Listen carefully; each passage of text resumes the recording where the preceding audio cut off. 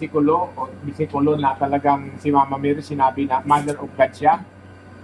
Parang yun ang nature ng tanong. Ayaw akong magpaliwanag. Pero kayong mga CFD, pag-aralan nyo paano sagutin niya. No? So, bahala na kayong mag-handle. Pero yun ang nature ng tanong niya, which is ang sagot, wala talagang direkta. Diba? Brother? Tama? Now, ha? Na Voice Bible? O, bahala na kayo mag-handle doon. Wala na akong pakialam doon. Ayaw akong mag-handle. So, pupunta na tayo ngayon sa tanong. Paglilinaw lang. Ang ginawa ko. Okay, please go ahead, Pastor. Tanungan po siya.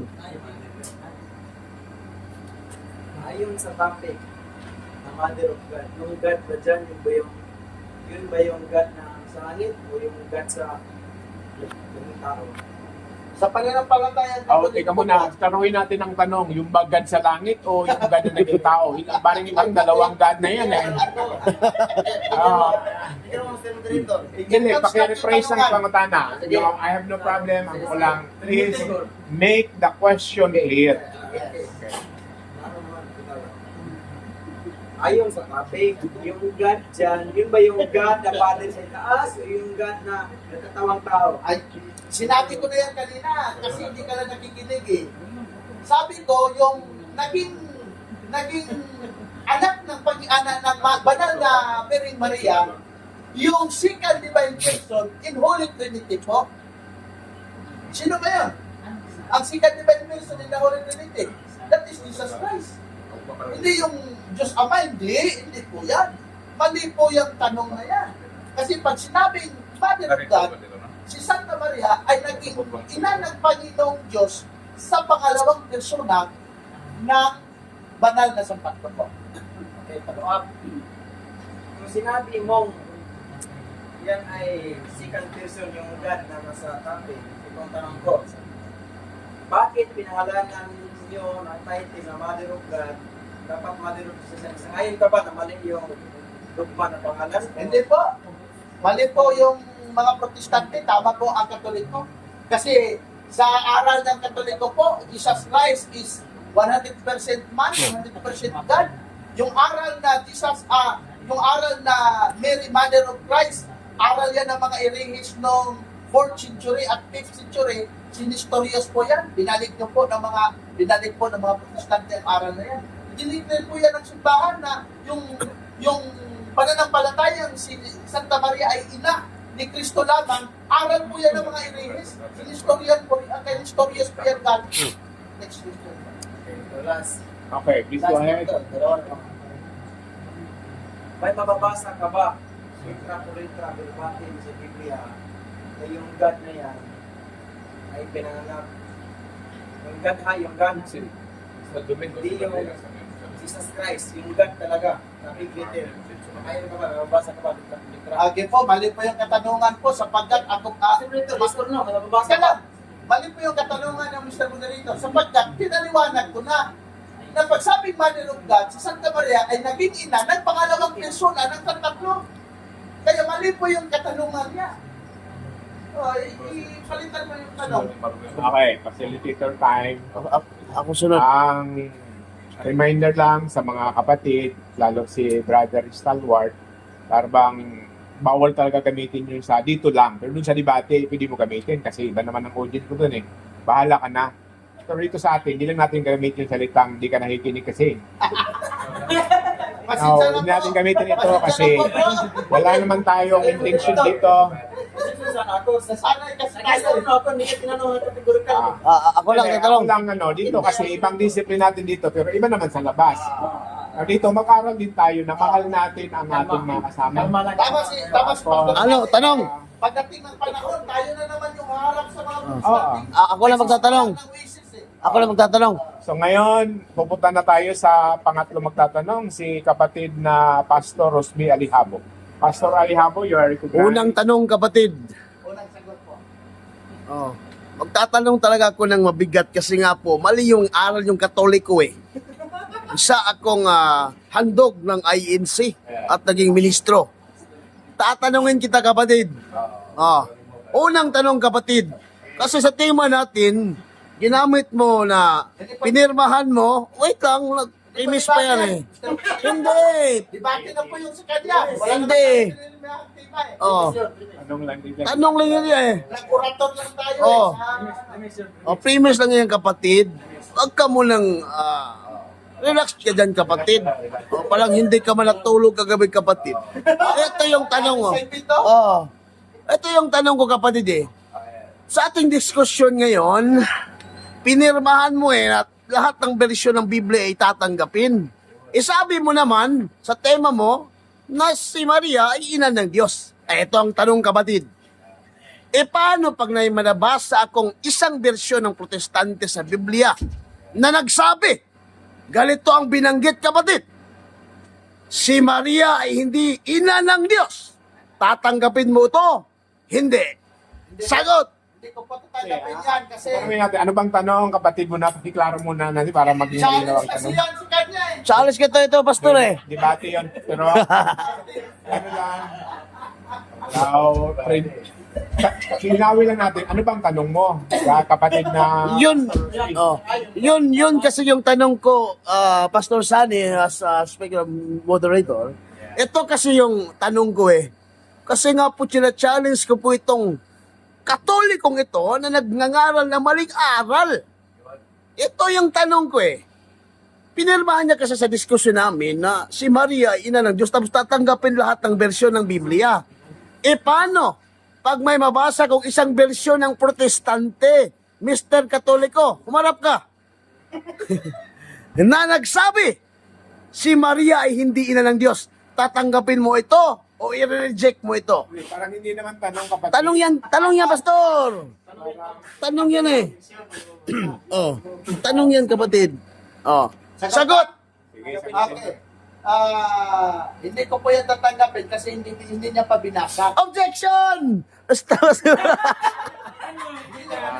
Hindi ko. Tayo na, ito yung ating hindi tinatanggap ito. Okay. Medyo may pagkakati ba ang dating? Okay. Una, Kasi gawa-gawa niya lang yan. Na- Gawa-gawa niya lang yan. nagkasundo tayo na ito ay parang puro Ah. na hindi debate ang dating. Ngayon, debate ang dating. Okay. Kaya, pwede Okay. kakansilin Ah, sige, muna natin sige. at hindi mo natin itutuloy. Okay, next question. Sige. Next Salamat question, salamat Master Moderator, Pastor Sunny. Next question. Sabi mo hindi mo tatanggapin kasi hindi ko pinakita. Paano pag may mapakita ngayon ang kapatid ko na si Atty. G1 Paisunes? Letra po letra sa Biblia. Tatanggapin mo na ngayon. Tingnan po natin. Natalo ka. Kapitol na Ah, versikulo po. Hubad sa basikuling. Kapitol na versikulo po. Huwag sa putnot ha. Hindi! Tinatanggap mo na eh. Huwag sa putnot. Kasi wala naman tayo. Yung original na Greek translation. Teka lang ha. Yung original na Greek translation, walang footnote yan. Tapos yung version nila, may footnote babasahin. Hubad Oo. Muna. Tapos yung footnote, sariling interpretasyon niya ng author ng Biblia. Gusto mo nga mga kapatid. Hindi ba makalusot yung Patuloy kayo. Sabi mo. Teka muna. Okay. Kapag nagpatuloy kayo sa ganon, we should change ang setting natin. Okay ba? Tapos kailangan natin i-convert ito sa debate. Tapos kailangan ko umalis sa aking pinakakatayuan kasi parang this is now maliwanag ito sa ating usapan na hindi debate, hindi debate ang dating. Maliwanag yan. Oh. Ngayon, kung parang gusto talaga ninyo ng debate, wala naman din problema. Pero kailangan lang natin baguhin Okay ang po. sistema. Magkano tayo, ibibigay natin to kay Brother Paul sa kung papayag siya. Ha? Pangalawa pa yan. Pangalawa pa yun. Hindi naman tanong, brother, parang debate ng parang debate challenge ito, ng challenge ng debate. Okay. Sige. Hindi pwede ang ganon. Okay. Hindi ba? Susundin na natin yung facilitator po. Ngayon, kung itutuloy ni Brother Rusby, we have to change the setting. Okay. Pero ang magpapasya ay si Brother Paul. Okay. Brother Paul, for your words. Revise na lang question. Revise na lang. One last question. Sige. Ito ang gantong tanong, kapatid. Kapatid na stalwart, magtatanong po ko ng katlong katanungan. Simple lang po yung katanungan ko ba ng stalwart. Sige po. Oh, ito na lang, Brother Stalwart. Sige po. Sinabi mo, si Maria ay ina ng Diyos. Tama po. Ang tanong, kapatid na stalwart, ganito. May ina ba ang Diyos? Ayon sa Biblia? Sa binasa ko po na itong Ayun, Panginoon- okay lang yun. Hindi, nakatanong ka na, di ba? Oo, pero okay lang yung natanong ko. Okay, okay lang. Tama yun. Okay lang yun. Tama Okay man yun. Okay yan. Tama man yun. Okay yan. Tama yung tanong niya. Tama yun. Oo. Sagutin nyo. Sinabi ko na itong second divine person of the Holy Trinity po ay naging tao, nag-incarnate po. At ito po ay gumamit ng katawan ni Santa Maria. Kaya tinawag po itong second divine person na Panginoong Kristo. Tinawag na Panginoon na naging tao siya. Kaya Santa Maria po ay akala mo Jollibee ha? Luto ko Tubig. Kaya si Santa Maria po ay naging ina ng Diyos sa second divine person po. So, salamat. Brother Stalwart, Brother Ross sa tatanong. Ngayon po nga tayo sa Umana. kung saan nagbibigay ng oras o marag mula doon ng speech siya hanggang ngayon. So, Brother Bala. 5 minutes na span. Ang mga- Tanong. ang Ay, ikaw. oras, tama yun, Ikaw. hindi pa. Pastor Sani. Meron po akong tanong. Oh, Pastor Sani. Tagaisa. Pastor Sani.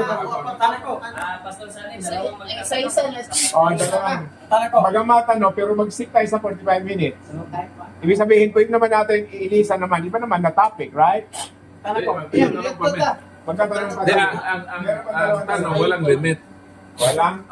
Walang limit. Pag wala ng tanong, proceed tayo sa next topic. Sige. Wala na ba magtatanong? Hindi, proceed tayo. Magtanong ka lang. di ba? Okay, yung unan. Yun na lang. Yung nakatapos na ng pagtanong, hindi na pwedeng Magtanong ulit. magtatanong ulit dahil maiwasan na. Pero kailangan magbigay muna doon sa hindi pa nakapagtanong. Sige. So, ibigay mo na sa hindi pa nakatanong. Ito. Please, brother. Para- Go ahead with your one, pastor. Okay, unang tanong. Ano bang bumabasa sa Biblia? Mother of God o Mother of Jesus? Ang mababasa po sa Biblia, ina ng Panginoon. Tapos yung Panginoon po, sa New Testament, tinawag po yan ng God. Okay, dalawang tanong. So sana yung ka, hindi ba mabasa ang Mother of God sa Biblia? Yes or no? In Greek translation, Yes or no? ka lang. Pati. Oh, in Greek translation po, in Greek translation po, yung Theotokos na yan, tinawag po yan na Mother of God. Next question. So, hindi mababasa sa Biblia ang Mother of God. So, explanation mo lang yun. Mababasa po kung gagamit ka ng translation ng Protestante, the Voice Bible po. Itong God na si Jesus, tinawag na si Santa Maria na Mother. Kaya si Santa Maria, Mother of God po. Ano bang mababasa sa The Voice? Ginamit mo The Voice. Ano bang mababasa doon? Mother o Mother of God? Mother po. Tapos yung Mga nagtanong, God. So, ika lang, nag-answer ako. Kung gusto mong matuto, makinig ka. Huwag lang puro tanong. Makinig ka sa sumasagot. O gusto mong matuto eh. Yung nagsabi pong Mother, ay Diyos po yan, si Jesus Christ. Kahit na kayong Baptist, naniniwala na Diyos si Jesus Christ. O tapos yung sinabihan niya pong Mother, si Santa Maria. Kaya, ang conclusion niyan, si Santa Maria, Mother of God. Okay, next question. Sino magtatanong? Si Pastor Ronnie. Pastor Ronnie. Naka-exhaust na naman. Apat na yan sa kanya eh. May follow-up, dalawang follow-up, isang tanong. Oh. Is that okay? Apat na yan sa kanya eh. Wala, nilalister mo. So, Pagkabasa ko rin ito ang figurative. kaya mo na, medyo moderator time. So, ang tingin ko, di natin naiiwasan medyo yung debate na style. Kaya siguro, isasuggest Subukan natin natin ito sa si Kipol Pastor na dapat mayroon ding debate siguro na setting. Hindi Pagkatapos lang nito. ganito. Kasi itong ganito, dapat hindi debate ang setting nito. Oo, theological question sana. Dapat ito ay tanong at sagot, bagamat, pero wala lang ang dating ba na hindi lang yung parang Hindi nyo pa natanong yung ano, yung magtatanong ka, sabi ng dogma nyo, 431, naging dogma yung Mother of God. Diyan ba yung pag-uumpisa? Ganun, mga ina nakatanong nga, pangutana ba? Oh, Pastor Ronnie. Question, hindi natin debatehin. Ang Clarification. kanyang role, explanation. Explanation. Ang atin ay tanong. Oh, yun. Yung Para ganun ito. Yes or yung no? ating teaching, ma-explain natin doon sa mga tao. Ano na Oh. Gusto naman eh. Walang ganon. Dili man ni Mok debate. Hindi man dinidebate. Yeah, okay. Ano sa mga anak ko? Ngayon, Eh, tanong, Pastor tanong. Ronnie, please, you are recognized. Nalabay pangutana sa mga report may tungod sa Mother of God. Tagalog ano? Now, kanang paingon nga Mother of God Kol, Tagalog na kol. sa simbahan. Ay, kuan kay galing. Sa post na sa kuan. Oh, Akala ko hindi kayo magsalita ng Bisaya. Tagalog yung mga tanong lahat nila. Pero yung okay. May tanong po ako mga kapatid, no? Sa ating mga nagbigay ng topic ngayon, the Mother of God. May tanong po ko, kailan po yan nagsimula na ang simbahan Katoliko ay nagsabi na ito ang dogma ng ating simbahan na Mother of God. Kailan ba yan anong taon yan nagsimula? Around kailangan po natin yung Laptop pa ano? Bro, magdanmasin. para dili ta masaag ba kay dahil man mag-lecture ta masaag ta. Dineklara po yan na dogma noong Council of Ephesus 431 po kapatid. Dineklara ng simbahan na Mary is divine motherhood po. She is the mother of God. Dineklara ng Council of Ephesus po. Okay, so nagsimula Ang pagdeklara po, pagdeklara. Okay. Sino bang may utak? managwapo nga po na. Sino bang may utak na nagsasabi na ito ay aprobahan natin na ito ang tunay na isang teaching sa ating simbahan? Sino ba yung tao na yan? Okay po. Kapatid, ang simbahan po, hindi lang isang tao yan. Ang Council of Ephesus po, lahat ng mga obispo yan at Santo Papa ang nagdeklara. Kasi yung simbahan hindi pinangangalagaan ng isang tao lang. Kundi lahat ng magisterium yan. Yung mga obispo dyan ang nagdeklara. Tapos kung ikot mo yung Matthew 16:18, ang buong otoridad binigay ng Panginoon sa simbahan niya. Kaya yung simbahan po hindi katulad ng mga protestante na may isang tao lang na nangangalaga, kundi buong konsilyo po yan. So ang ganun po kapatid, hindi yan pumunta sa council kapag walang isang taong nagsasabi noon. Diba? So sino yung nagsasabi na ito, aprobahan natin sa council para maging dogma to? Sino ba yung tao na yan? Meron Wala pong specific kapatid kasi pag sinabing council po, lahat yan, dinibatihan yan eh. Ang konsilyo ng simbahan po, dinibatihan yan. May mga negative, may mga positive yan na ito, ideklara namin sa grupo namin na si Santa Maria ay ina ng Diyos. Kami naman ay hindi, papatunayan nila yan hanggang nanaig yung si Santa Maria talaga ay ina talaga ng Panginoon. So, walang isang tao Wala na promulgator sa isang dogma na yan na siya ang dahilan na Wala po kasi konsilyo yan. Pero sinabi mo na pag sinabi mo na may nag-approve, ang Santo Papa po. Kasi yung Nababa ng Santo Papa, pero may isang dahilan yan. May tao siguro na ito ang kailangan natin gawin. I-prove into the council. Wala. konsilyo yan sa pagkakaalam Sabi ko. ko, meron isa dahil hindi yan don't tell me that everybody will say this is the dogma of the church. Everybody says no. There is only one person that says something that is the Mali po yan kapatid. Kasi ang council po kapatid, marami ang mga obispo yan. Alam mo yan. Pero alam mo na po. siguro, meron siguro isang tao na before go to the council na nagsasabing ito ang ipopropose natin sa council para i-aprobahan to dahil maganda itong dogma sa simbahan. Hindi naman, dinibatihan yan sa konsilyo. Excuse mo na, facilitate your time. Para for clarity's sake, papasagot kaya natin yan sa iyo.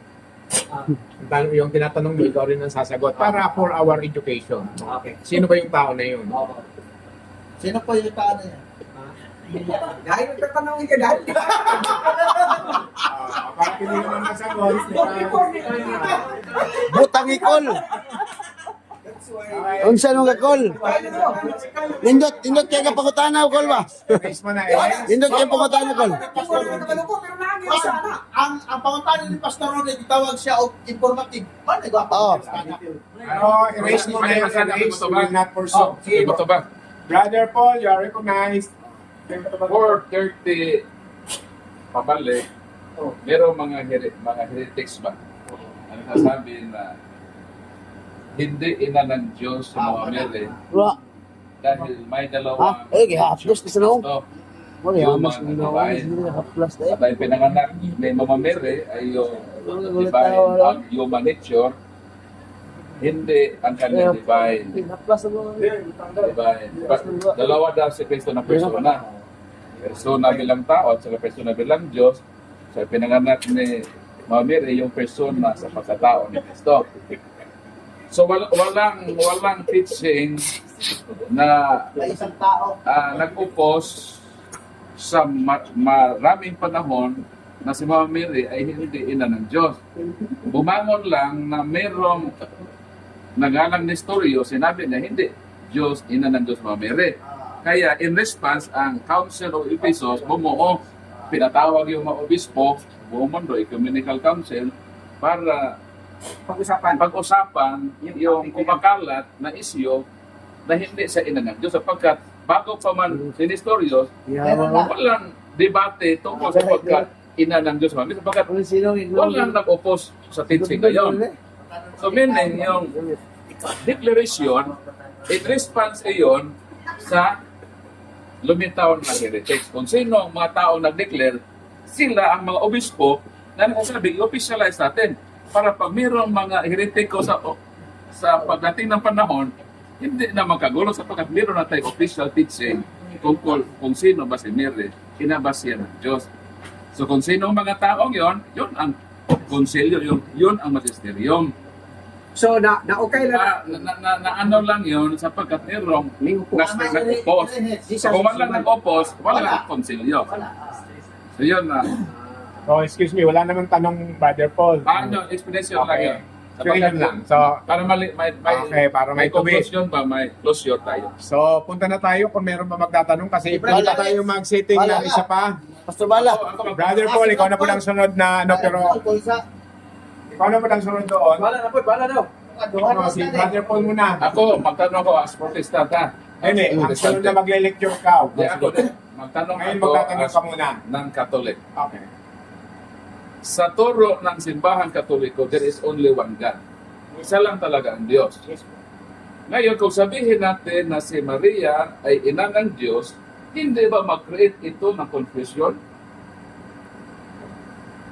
Dapat sabihin ng simbahan na ina siya ni Jesus. Hindi magdagdag ba ng isang termino na makapag-create ng confusion? Pwede naman siguro ng simbahan magturo na hindi ina ng Diyos para hindi malilito yung mga tao na mag-instrument pa sa kung ganun pala siya ina ng Diyos. Una pa sa Diyos, siya ay Diyos. Hindi ba ganun ang mga protestante ngayon na in response sa ating teaching, hindi sila maniwala sapagkat paano naging ina ng Diyos to? Pero kung sabihin natin na ina siya ni Kristo, ina siya ni Jesus, matatanggap yung protestante. Hindi naman sila total na si Kristo ay ina ni Jesus. Di ba? Tanggap nila yun. Pero doon sila hindi ito tanggap pag ina na ng Diyos. So pwede ba ang simbahan baguhin yung term? Okay po. Na hindi alam ina ng Diyos. Sabi, ina lang guys, para simple ba? Parang walang kaguluhan. Sagot po, mga kapatid. Nakita niyo po yung tanong ng kaibigan natin, parang may mali dyan. Yung pagsabi niya na sa turo ng simbahan ay isang Diyos, tama yan. Pero ang simbahan, laging kina-qualify ng simbahan, lalo na sa katekism natin, 266 po, na itong nag-iisang Diyos ay may tatlong persona po. Father, Son, and the Holy Ghost. Pag sinabing Mother, Mary, Mother of God, doon po yun sa second divine person. Kaya sinabi ko kanina na itong Maria na ito, naging ina ng Diyos niya sa second divine person na naging flesh. Jesus Christ. Kaya naging ina siya nung nagbuntis siya kang Jesus Christ. Pero hindi siya naging ina nung hindi pa siya nagbuntis kang Jesus Christ. Kaya malinaw po ang turo ng katekism na there is one God. But doon ay gitawag natong three distinct person. Father, Son, and the Holy Ghost. Kaya hindi na po mababago ang turo ng simbahan kasi kailangan na natin ng qualification. Kaya ang pangalawang tanong, hindi na mag-qualify. Bakit may qualification? Sapagkat nagdagdag tayo ng isang turo na makakalito. So, pag sabihin natin ni Cristo ay ina ni Jesus, kung ito qualify, sapagkat larong-laro, nagproblema kayo ng dagdag kayo ng problema nyo to qualify. So wala nang sanang qualification kung ang simbahan hindi nagdagdag ng isang termino na makapag-create ng kalituhan sa iba. So yun ang aking damdamin as protestante.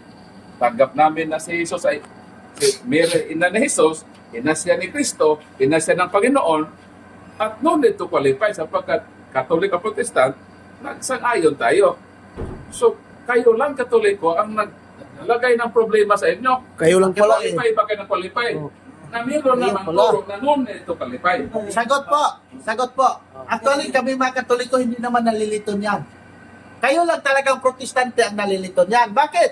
From 431 hanggang ngayon, yung mga Katoliko hindi nalilito niyan sa aral na yan. Pagdating ng 19th, 20th century, lumabas yung mga protestante, dyan na sila nagtatanong. Bakit? Protestante sila eh. Kahit anong turo naming mga Katoliko, pag protestante ka, lagi mo talagang hihilahin yung aral ninyo na mali naman. Oo. Bakit hindi sa tinawag na ina ni Jesus? Dahil sa paniniwala ng Katoliko, si Jesus po ay isang persona lamang. Pag tawagin natin siyang ina ni Jesus, maging dalawang persona na. Ina si Maria ni Jesus na naging tao, at ina naman si Maria ni Jesus na naging Diyos. Hindi ganyan ang aral ng Katoliko. Kaya hindi kailanman naging nalilito ang Katoliko sa aral nila. Okay, before Next ako question po. mag-proceed sa explain ko, hindi naman maging dalawang persona siya. Sapagkat isa lang naman ang Kristo. Isa lang ang unwinted one. So, kahit sabihin mo sa ina ni Kristo, hindi siya maging dalawang persona. Ina siya ni Jesus. Sino naman ang pinangalan na Jesus? Pero tanggap yun, si Jesus ay Diyos. Tanggap namin. Bakit hindi nyo tanggapin na si Maria? Pero baka yun nga, ang sabi ko, bakit hindi namin natanggapin sapagkat mag-create yun ng confusion. Because in the Holy Triune God, tatlong persons. Kung sabihin natin siya ina ng Diyos, may confusion dyan. Kaya kayo mga Katoliko, gumawa kayo ng qualification. Kaya solve na tanong, one last question. Bakit ang simbahan ay nag-consider sa term na co-redemptrix and co-mediatrix? Ang isang rason doon kung bakit hindi in-encourage na gamitin yon sapagkat mag-create yun ng confusion. Bakit hindi pwede ang Mother of God na nag-create din ng confusion na kinonsider yung co-redemptrix and co-mediatrix?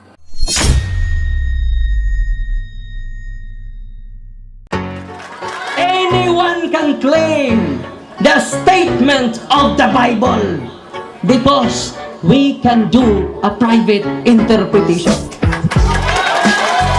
Kining ako mga kaigsunan nga gipabarog nga usa ka haligi nganong matuod ang simbahan tungod kay gitukod ni Kristo.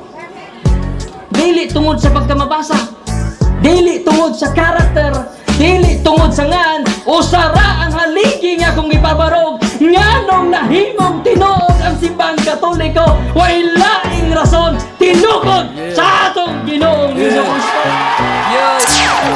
Talakayan to, hindi bara-bara, katotohanan lang walang palusot. Para sa mesa ng usapan, di kami nag-aaway. Puro talakayan, hindi banggayan ng patay malisay. Aral hinahimay, parang beats na nire-replay. Truth ang target namin, hindi hypo display. Bawat teksto sinisilip, context yan di pwedeng ipinipilit. Doctrine na solid, hindi fake, hindi boses ng Diyos, di namin gustong i-credit. Doktrina flow, hasal ng pag-iisip. Salita ng Diyos, yan ang aming inisip. Uhaw sa turo, kaya kami nagdidip. Sa talakayan, truth ang pinanghahawakan. Keep it! Doktrina flow, hindi ito laro. Pag-unaway tumatagos hanggang buto. Sa bawat linya, puso ang sumisigaw. Katotohanan lang, walang bawal, walang bawas raw.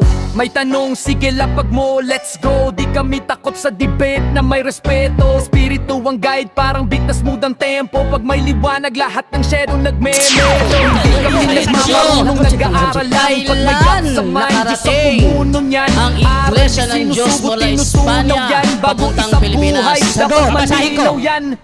Hindi kompetisyon, hindi kami nagrarime para lang manalo. Puso ang puhunan, hindi bara-bara ang palo. Truth ang goal, yan ang tunay na trono.